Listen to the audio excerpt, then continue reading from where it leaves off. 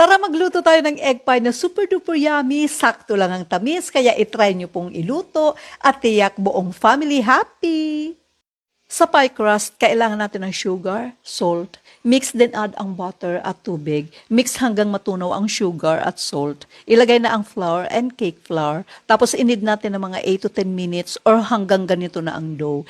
And form into a ball. Use rolling pin to flatten. At kailangan kasya doon sa pie pan na gagamitin mo.